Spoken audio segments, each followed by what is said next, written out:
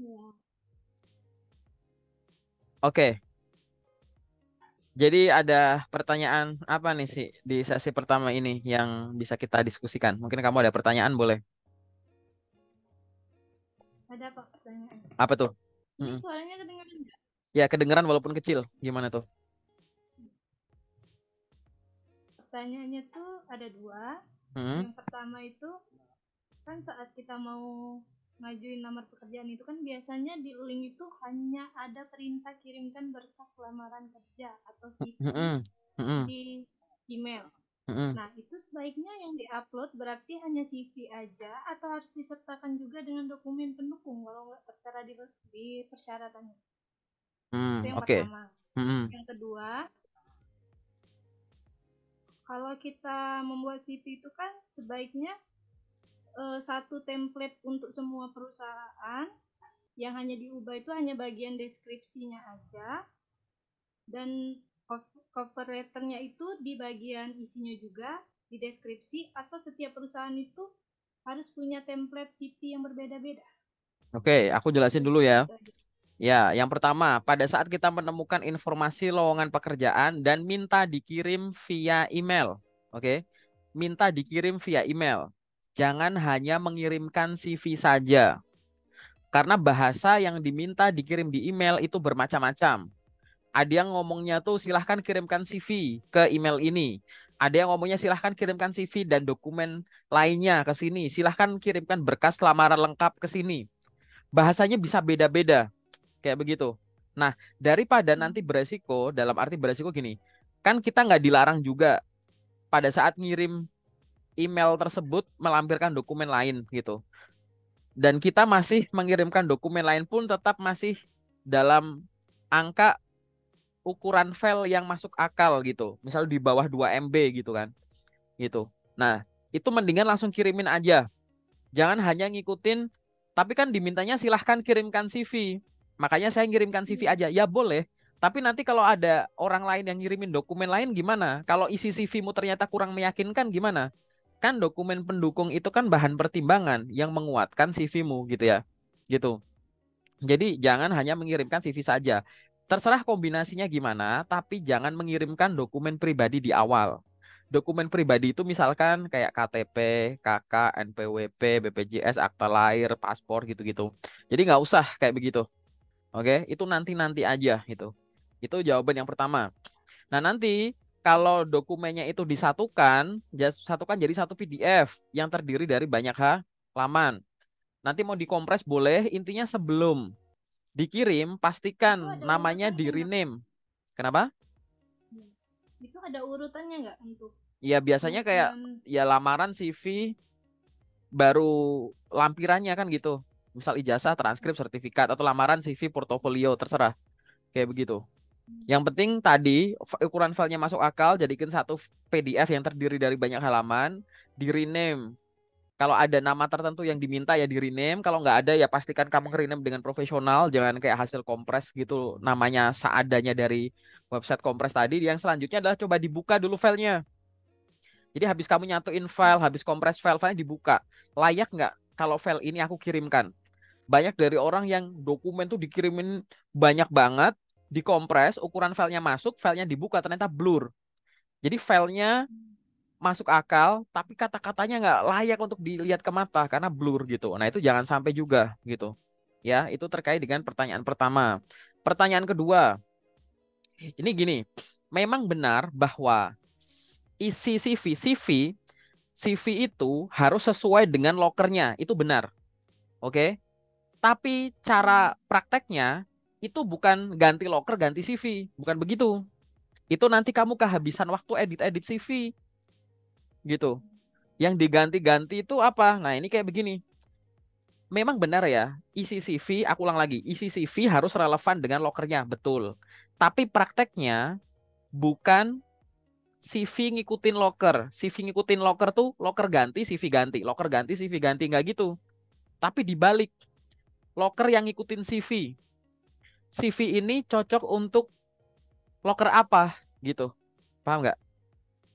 Nah, nanti baru CV ini tinggal kamu pakai untuk nyari loker di banyak sumber. Kayak begitu. Jadi jangan kebalik gitu. Yang efektif adalah loker ngikutin CV. Kalau loker ngikutin CV kamu enak. Ini CV cocok buat jadi apa? Jadi customer service. Ya udah, kamu nyari loker customer service dulu di LinkedIn sampai habis. Kalau nggak ada, apa ganti CV? Ya enggak, cari loker customer service di Jobstreet misalkan. Cari customer service di Glints. Jadi CV-nya tetap ini aja. Jadi kamu nggak kehabisan waktu untuk ganti-ganti CV. Apalagi banyak CV yang bisa dipakai untuk beberapa posisi langsung. Kayak begitu. Nah, di CV ini sebenarnya nggak terlalu banyak yang harus diganti-ganti. Di deskripsi ngapain diganti? Deskripsi kerjaan. Makanya di dalam deskripsi ini nggak usah masukin minat. Aku pernah beberapa kali ada temen ngomong dia habis belajar dari suatu tempat, di deskripsi itu sampaikan minat saya untuk menjadi posisi A, B, C. Nanti CV-mu kalau kebetulan ada loker posisi D, E, F, ya ini harus diganti. Paham nggak? Iya, iya, Gitu. iya. Saranku minat nggak usah dimasukin. Ibaratnya kan kalau sesuatu dikirimin CV artinya kamu minat. Gitu. Nah, kalau ada yang pengen diganti-ganti, itu adalah surat lamarannya, betul. Makanya, kamu kalau pengen cara mainnya smart lewat email, khususnya lewat email ya, CV, ijazah, transkrip atau CV, portofolio atau dokumen pendukung kamu satuin jadi satu dulu. Jadiin satu PDF, paten. Nah, nanti ada satu PDF isinya lamaran. Surat lamaran ini yang nanti kamu ganti-ganti, ganti di merge gitu-gitu. Paham ya? Iya, Tapi bukan CV-nya diedit. iya. Prakteknya ingat ya, benar bahwa isi CV harus relevan sama lokernya. Tapi bukan ganti CV, ganti loker kayak gitu ya. Oke? Hmm, Oke. Ada pertanyaan lagi nggak? hmm. Oke, sampai di sini paham ya sih ya, gitu. Ya, Oke, paham. ada pertanyaan lagi nggak yang mungkin bisa kita diskusikan? Boleh banget. Ada nih. Bet Ini Mm. pernah dengar-dengar nih kata kakak tingkat itu bilang kalau mau masukin loker itu harusnya atau sebaiknya itu langsung hard copy ke perusahaannya. Jangan mengirimkan lewat email. Karena kemungkinan dilirik HRD itu hanya 0,001%. Apakah itu benar? Terus Ya. pertanyaan yang selanjutnya, Mm-mm. saat mau apply loker itu biasanya kan persyaratannya kebanyakan harus mempunyai pengalaman kerja minimal berapa tahun lah gitu. Nah, untuk fresh graduate itu sebaiknya tetap apply atau nggak usah kalau ada persyaratan seperti itu, Pak? Oke, wah menarik banget ya. Pertanyaanmu bagus-bagus ya. Nomor satu, tadi aku nggak tahu siapa yang nyampein itu. Aku jamin 100% itu salah gitu. Dari mana dia ngomong 0,001? Dia melakukan penelitian kah di seluruh Indonesia? Enggak. Semua jalur, mau itu lewat walk-in kayak gitu ya, yang kamu harus ngeprint, mau dikirim ke perusahaan secara langsung pakai pos, mau lewat email, job portal, lewat manapun, semua itu kesempatannya sama, 50-50. Mungkin lanjut, mungkin enggak gitu. Kalau misalkan ada orang yang ngomong, Kak, aku kebetulan banyak ngirim pakai online, banyak tuh panggilan, percaya aja. Karena itu berdasarkan pengalaman hidup dia, paham nggak? Ada yang ngomong aku lebih banyak panggilan lewat email. Percaya aja. Aku lebih banyak lewat LinkedIn, aku lebih banyak lewat Jobstreet, aku lebih banyak lewat datengin langsung. Percaya aja, karena itu perjalanan karirnya dia. Tapi itu bukan hal yang bisa digeneralisasi ke job seeker semua, gitu. Kita pakai logika aja. Kamu ngirim dokumen secara langsung ke perusahaannya, efektif nggak? Nggak efektif. Mau kirim lewat pos, di print aja udah makan waktu, makan biaya, ngirim. Tujuannya ke siapanya? Bayangin, belum kalau kamu nganterin langsung ke perusahaannya, pulang perginya dan lain-lain. Kamu duduk tinggal online klik klik klik klik klik itu berapa banyak? Banyak orang kerja remote, kerja jarak jauh, virtual assistant dan teman-temannya. Ada nggak itu?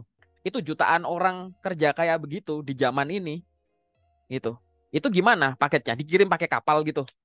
CV-nya? Enggak gitu. Jadi ibaratnya jangan dipercaya 100%. Boleh percaya dalam arti ya itu perjalanan kamu. Kamu ya punya teman seangkatan sama jurusannya, nilainya sama dari kampus yang sama. Belum tentu jumlah panggilanmu sama dia itu sama. Walaupun kalian ngirim ke perusahaan yang sama gitu. Nah, masing-masing orang itu butuh journey. Makanya silahkan trial dan error. Kan yang temanmu incar, loker-loker yang temanmu incar, belum tentu yang kamu incar juga. Barangkali kamu lamar tapi dia nggak pengen. Barangkali dia pengen, kamu nggak pengen gitu. Nah, nanti masing-masing orang itu, makanya tadi aku bilang, silahkan kamu coba ngirim lamaran secara rutin dalam jumlah yang banyak. Karena sumber loker kan ada banyak. Tadi yang loker ngikutin CV-mu gitu. Kamu kan tahu nih, kamu punya list 10 profesi yang aku pengen lamar. Kirim aja rutin. Teman-teman di grup loker rata-rata bisa 20 sampai 30 lamaran per hari. Aku nggak tahu kamu bisa sebanyak itu nggak. Atau lebih banyak ya nggak apa-apa. Karena sumber loker banyak. Ada website perusahaan, ada job portal ABCD, ada LinkedIn. Belum grup-grup share repost kayak grup WA aku. Belum dari sosmed officialnya perusahaan dan lain, ada job fair gitu-gitu. Macem-macem sumbernya. Jadi kirim dalam jumlah banyak, nanti setiap habis ngirim lamaran kamu rekap, kamu punya rekap pribadi di Excel misalkan. Tanggal sekian aku ngirim lamaran ke PT ini untuk posisi ini. Terus ada kolom aku dapat lokernya dari mana, ngirimnya via apa, keterangannya apa. Nanti kamu akan misalkan punya rekap mingguan atau rekap bulanan. Oh, dalam waktu sebulan aku udah ngirim nih sebanyak 1.000 lamaran. Dari 1.000 lamaran ini panggilan ke tahap selanjutnya ada 100 katakanlah. Dari 100 itu ternyata 90 itu gara-gara aku ngirim lewat email. Yang 10 aku kirim lewat job portal. Padahal ada yang aku kirim lewat langsung, aku print. Ada yang aku lewat job fair. Kenapa ya yang lewat yang lain kok nggak ada panggilan? Gitu analisisnya. Nah, masing-masing orang itu pasti rekapan Excelnya beda. Nah, itu yang harus kamu lakukan. Jadi kalau ada teman memberikan saran semacam itu, kamu melihatnya hanya sebagai kesempatan kemungkinan aja. Kalau nggak lagi terdesak banget, atau kalau ibaratnya nggak ada loker yang nggak bisa kamu follow up lagi yang via online tadi, dan itu kayak kemungkinannya tinggi menurut analisismu, silahkan dicoba.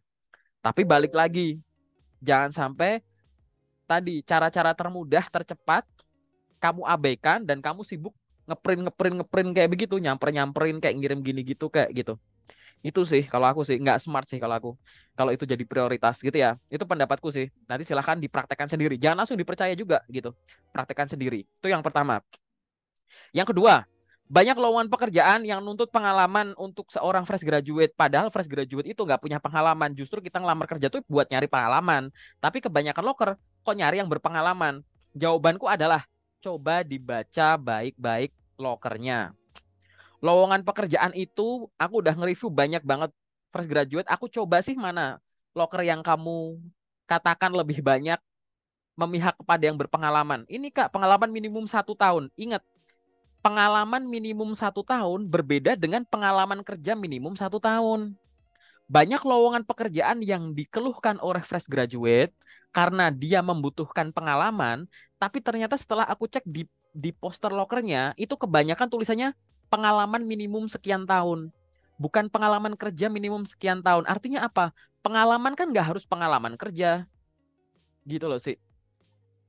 Gitu. Misalkan pengalaman minimum 1 tahun di bidang admin. Ya kalau kamu punya pengalaman jadi admin kerja ya nggak apa-apa. Kalau kamu punya pengalaman admin gara-gara kamu bisnis sendiri all shop ya nggak apa-apa. Gitu. Harus dibaca baik-baik, dibedakan pengalaman dan pengalaman kerja gitu. Itu yang pertama. Yang kedua, banyak loker-loker yang dikeluhkan itu sebenarnya bahasanya tuh dual. Jadi misalkan gini, pengalaman minimum 1 tahun, fresh graduate dipersilahkan melamar. Tapi kita udah ngeluh dulu. Wah ini pasti yang fresh graduate ngelamar percuma. Karena tulisannya begitu. Ya belum tentu. Karena pakai koma begitu, artinya pengalaman minimum 1 tahun atau fresh graduate sama-sama punya peluang, punya kesempatan. Kenapa? Karena itu bukan kualifikasi tunggal. Kan kualifikasi ada banyak-banyak poinnya kan. Kayak begitu. Jadi pada saat kita ngerasa kok banyak ya loker-loker yang pengalaman minimum sekian tahun. Coba dibaca lagi. Yang diminta tuh pengalaman kerja atau pengalaman saja. Kalau pengalaman saja, kamu bisa jelaskan, Mbak, baik itu dari pengalaman pendidikan, formal, non formal, organisasi, kepanitiaan, magang, volunteer, project, apapun itu. Gitu. Dan itu bisa dicoba. Begitu. Ya, jadi dibaca lebih detail. Kebanyakan tuh di situ sih. Dan kalau memang udah detail, kamu udah ngerasa ngelakuin itu, tapi tetap info lokernya tulisannya pengalaman kerja minimum, kayak begitu, maka yang selanjutnya adalah perbaiki caramu menemukan loker. Biar referensi lokermu tuh makin luas. Kayak begitu. Oke? Itu. Mungkin ada pertanyaan lagi, boleh. Silahkan lanjut. Udah itu aja dulu, Pak. Hah? Itu aja? Kalau nggak Ya, ada, aku yang nanya dulu. Kamu sejauh ini paling jauh tahap rekrutmen sampai tahap apa? Aku belum apply terlalu banyak karena ijazah juga belum keluar dan Oh, baru keluar SKL ya. Baru oh keluar SKL. SKL 1 minggu yang lalu. Jadi Oh, baru baru apply 1 minggu berapa yang lalu hari. ya. Oke. Nih aku kasih saran dulu ya. Buat orang yang sambil nunggu wisuda kan ijazah juga belum keluar kan ya. SKL juga baru keluar berarti kan baru sekitar seminggu ini kamu bisa gerak. Ya. Saranku adalah jangan hanya belajar yang di depan mata. Misalkan SKN baru keluar. Sekarang kamu sibuk apply-apply job. Boleh, tapi jangan hanya sibuk apply-apply job. Nanti kemungkinan kalau kamu lolos apa sih? Ada psikotes. Coba pelajari psikotes gitu. Nanti habis psikotes ada apa? Interview. Belajar dari sekarang aja. Cari sumbernya. Kau belajar dari YouTubeku bisa. Buka YouTubeku, playlist tes interview namanya. Itu kumpulan pertanyaan interview HR sama user yang biasa muncul. Pelajari itu biar kamu familiar gitu sama interview HR dan user. Biasanya habis interview HR user apa? Misalkan di belakangnya ada medical check up. Kamu berarti sambil tiap hari sambil apply-apply job, mungkin kamu gak banyak kegiatan olahraga kayak gitu. Jangan kayak besok mau interview sekarang baru belajar minta tips dan trik. Besok mau medical check up sekarang tiba-tiba kamu puasa, tiba-tiba banyak minum air putih, tiba-tiba tidur teratur nggak bisa. Jadi sejak awal kamu pelajari. Terus apalagi nanti mungkin ada em, tanda tangan kontrak, offering letter gitu-gitu. Misalnya ada offering. Pelajari dari sekarang, apa sih poin-poin offering, apa yang harus aku pertimbangkan gitu. Ada kontrak kerja, apa sih yang harus aku pertimbangkan. Nanti habis itu ada apa misalkan. Ada onboarding, terus mungkin ada probation. Pelajari, apa ini tuh probation, apa tips dan trik biar lulus probation dengan baik gitu-gitu. Terus apalagi nanti kerja, gimana cara punya kinerja yang bagus. Nanti mungkin ada apalagi pengen resign. Apa nih alasan yang bagus kalau aku mau resign. Tanda-tanda aku harus resign apa? Kenapa aku harus bertahan dan lain-lain. Itu semua kamu bisa riset gitu. Banyak orang sudah melalui itu dan sebagian dari mereka yang sudah melalui itu sudah berbaik hati sharing itu. Ada yang di-share sebagai video, ada yang di-share sebagai artikel. Sumbernya udah ada. Jadi semua hal itu tahapan itu ya, itu bisa dilakukan tanpa kamu ngalamin itu dulu. Oke? Itu aja sih gitu. Tapi sampai di sini cukup jelas ya, Sin ya. Oke. Sekarang kita masuk ke sesi detail dulu kali ya. Oke? Wait ya.